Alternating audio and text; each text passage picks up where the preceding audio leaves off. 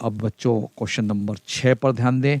ए और बी के बीच संबंध स्थापित कीजिए जिनके लिए फलन function f x is equal to a x plus 1 यदि x लेस देन और इक्वल टू 3 हो, और f x is equal to b x plus 3 है यदि x ग्रेटर देन 3 है। द्वारा परिभाषित फलन x बराबर 3 पर संतत कंटिन्यूस है तो हमें a और b के बीच संबंध स्थापित करना है। Derive the relation between a and b when the this function is continuous at the point x is equal to 3। बच्चों हम और संतत फलन के संतत कंटिन्यूस होने पर डिस्कस कर रहे हैं। क्वेश्चन नंबर 6 के जरिए आप ध्यान दीजिए कि आपको और इसकी मालूमात होगी कि कोई फंक्शन कैसे कंटिन्यूस होता है, उसमें किस प्रकार के वैराइटीज़ ऑफ क्वेश्चंस हैं। तो क्वेश्चन नंबर 6 में हमें फंक्शन दिया हुआ है, किस रूप में दिया है थोड़ा ध्यान देंगे। ए एक्स प्लस 1 ये कब है? जब x ग्रेटर देन और इक्वल टू 3 हो। x इसको लेस देन कर लेंगे, x लेस देन और इक्वल टू 3 है। और बी एक्स प्लस 3 ये तब है जब x 3 से ज़्यादा हो। ये लेस देन है और इक्वल भी है। x बराबर 3 पर फंक्शन की परिभाषा ax प्लस 1 है और x का मान 3 से ज़्यादा होने पर फलन का मान bx प्लस 3 से वो परिभाषित है। तो ये इस प्रकार के फंक्शन ड्यूअल नेचर के कहलाते हैं। जैसे आपने फिजिक्स में पढ़ा होगा कि प्रकाश जो होता है वो ड्यूअल नेचर का होता है, उसका जो नेचर है ड्यूअल नेचर का है। प्रकाश जो है न्यूटन के कणिका सिद्धांत के अनुसार प्रकाश जो है कणों के रूप में गति करता है, और हाइगन एक साइंटिस्ट है, उनके अनुसार तरंगों के रूप में गति करता है। तो फिजिक्स का कोरिलेशन मैथ से है। तो फंक्शन ये दो प्रकार के नेचर को रखता है, वो डिपेंड करता है x का मान क्या है, जो आप समीकरण नंबर 1 में देख रहे हैं। तो फंक्शन को बहुत अच्छे से स्टडी करना चाहिए बच्चों। तो आपको प्रश्न ने क्या कहा है कि x बराबर 3 बिंदु पर, ये बिंदु है,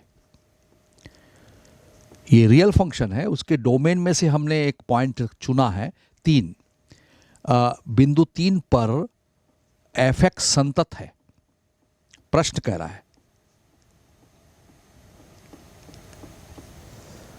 तब आपको क्या करना है जब संतत है? तो सवाल ही नहीं उठता, लेफ्ट हैंड लिमिट इस बिंदु पर निकालेंगे, राइट हैंड लिमिट निकालेंगे, फलन का मान इस बिंदु पर निकालेंगे, तीनों बराबर होंगे।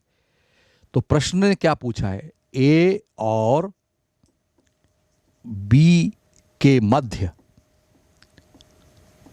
संबंध, relation between a and b, संबंध के बारे में बात कर रहा है, रिलेशन के बारे में बात कर रहा है। ये संबंध हमें ए और बी के बीच संबंध कैलकुलेट करना है। ये गिवन है, फंक्शन गिवन है, और ये भी गिवन है कि संतत है, ये भी गिवन है। तो दो बातें गिवन है और ये रिक्वायरमेंट है कि we have to find relation between a and b. तो सवाल ही नहीं उठता, फिर मैं वही बात करूंगा। पहला काम क्या होगा कि x बराबर 3 पर एफ एक्स का लेफ्ट हैंड लिमिट कैलकुलेट करूंगा। और लेफ्ट हैंड लिमिट कैसी होती है? लिमिट x टेंडिंग टू 3 के ऊपर हम माइनस साइन लगाते हैं, बिंदु 3 है और एफ एक्स है। अब एफ एक्स 3 से कम होने का मतलब, इसका मतलब क्या है ये बच्चे नहीं समझते हैं। तो ध्यान दीजिए मेरी बात पर कि हम 3 से कम, 3 के बाईं ओर से, यानी नेगेटिव 3 से कम, यानी 2, 1, 0, ऋण 1, माइनस इन्फिनिटी से 3 की तरफ अग्रसर हो रहे हैं। ये और दूसरा उसका कारण ये है कि ये 3 से थोड़ा सा कम है, बहुत कम है, लेकिन 3 के बहुत नज़दीक है। तो 3 से कम में परिभाषा में हम फंक्शन को देख रहे हैं, तो फंक्शन को हमें ये वाला लेना चाहिए। ये बहुत महत्वपूर्ण बात है बच्चों। तो जब लेफ्ट हैंड लिमिट कैलकुलेट करेंगे और उसको हम लिमिट x टेंडिंग टू 3 के ऊपर माइनस साइन से शो करते हैं, तो fx का नेचर है ax प्लस 1। अब बहुत आसान हो गया जब हमने ये करेक्ट कर दिया। इसमें यदि गलती कर जाएंगे या आप इसके जगह bx प्लस 3 कर जाएंगे तो गड़बड़ हो जाएगा बच्चों। तो हमें एक अब लिमिट चेंज वाली करना पड़ता है। क्यों प्रोसेस करना पड़ता है? ताकि ईजीएस्ट फॉर्म में हम इसको डिस्कस कर सकें, एक्सप्लेन कर सकें। तो x बराबर मुझे 3 से कम राशि लेना चाहिए। लेफ्ट हैंड लिमिट का मतलब 3 से कम संख्या से हम 3 की तरफ अग्रसर हो रहे हैं, इसका मतलब। तो ये 3 से कब पॉसिबल है? आपको चूंकि दिया है कि लिमिट जो है x टेंडिंग टू 3 से कम संख्या से हम इस 3 की तरफ अग्रसर हो रहे हैं, इसका मतलब ये हुआ। तो ये तब पॉसिबल है जब लिमिट हम h टेंडिंग टू 0 से थोड़ा सा ज़्यादा, यानी 0 के राइट साइड से, पॉजिटिव इन्फिनिटी से हम 0 की तरफ अग्रसर होंगे। है 0 हो, ये प्लस साइन लेने का मतलब। और वैसे भी आपको बता दो कि ये मान लीजिए बहुत 0 के बहुत नज़दीक क्या है, 0.00000001। तो 0.0001 कम इसमें रखेंगे, 0 ना रख के 0.0000 और 0, बहुत सारे 0 लगा के यदि कम रखेंगे तो ये 3 से कम हो जाएगा। तो इस परिभाषा को h tending to 0 plus satisfy करता है। तो इस प्रोसेस को बोलते हैं चेंज ऑफ द लिमिट। ये इजीएस्ट फॉर्म में करने के लिए हम ये कार्यवाही करते हैं। तो लिमिट हमको मिल रही है h टेंडिंग टू 0 प्लस, और ये a है, x के जगह नो डाउट मुझे x माइनस 3 माइनस h रखना चाहिए और प्लस 1। तो जब मैं लिमिट रख दूंगा तो आपको क्लियर दिख रहा है a3 माइनस 0 प्लस 1, यानी लेफ्ट हैंड लिमिट हमें मिल रही है 3a प्लस 1। ये समीकरण नंबर 2 है। ये 1 है, ये 2 है। अब इसी तरह से दूसरा काम हम करेंगे। x बराबर 3 पर fx का राइट हैंड लिमिट लेंगे, और राइट हैंड लिमिट की परिभाषा निश्चित रूप से हम 3 की तरफ अग्रसर होंगे, लेकिन राइट साइड से, तो ऊपर प्लस लगाएंगे, यानी 3 से ज़्यादा, 4 5 6 अनंत प्लस इन्फिनिटी से हम 3 तक पहुंचेंगे, और फंक्शन fx है। तो फिर वही बात कि हमें फंक्शन जो ड्यूअल नेचर का है उसको गौर से देखना पड़ेगा कि यहाँ fx की जगह क्या लिखा जाए। तो राइट हैंड लिमिट कैलकुलेट करने के लिए आवश्यक है कि आप फंक्शन को पहचानें। लिमिट x 3 की पावर प्लस 1 और 3 से ज़्यादा, शुरुआत में 3 से ज़्यादा यानी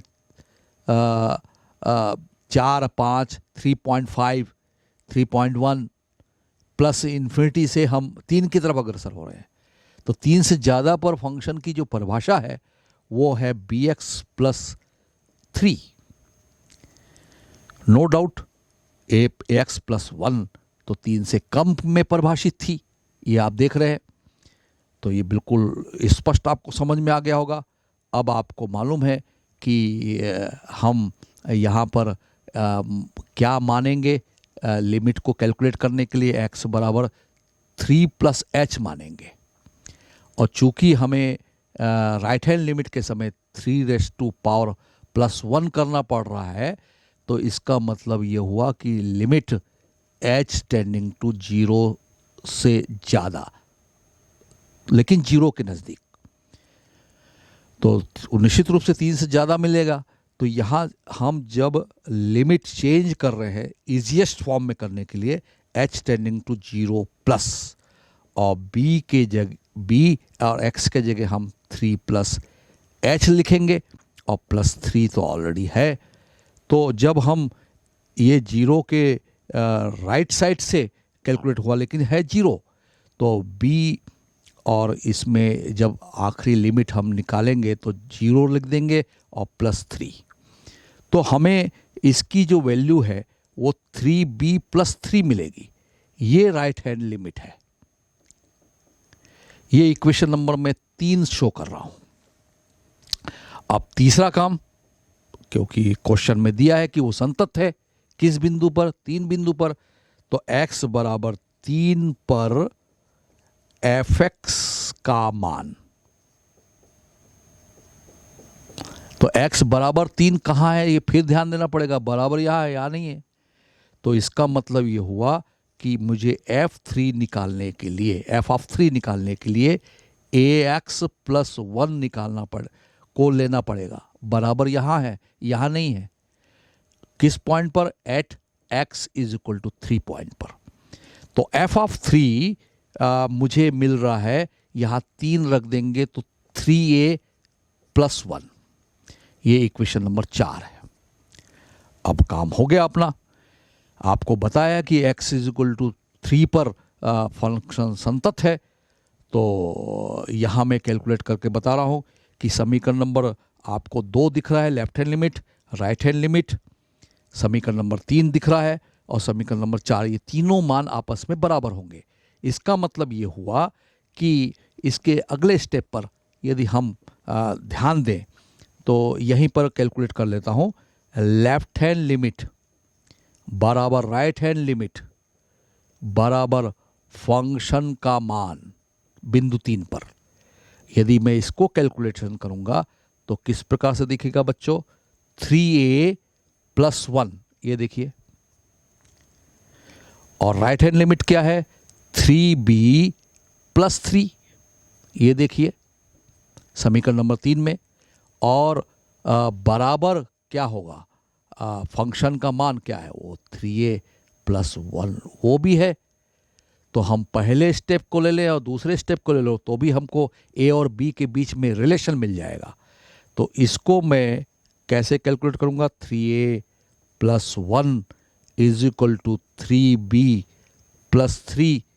और इसको यदि मैं सॉल्व करता हूं तो यहाँ पर आप स्पष्ट रूप से देख लें, 3a माइनस 3b, इस 3b को मैंने इधर पक्षांतर किया और 1 को उधर पक्षांतर कर देंगे 3 की तरफ, तो 3 माइनस 1।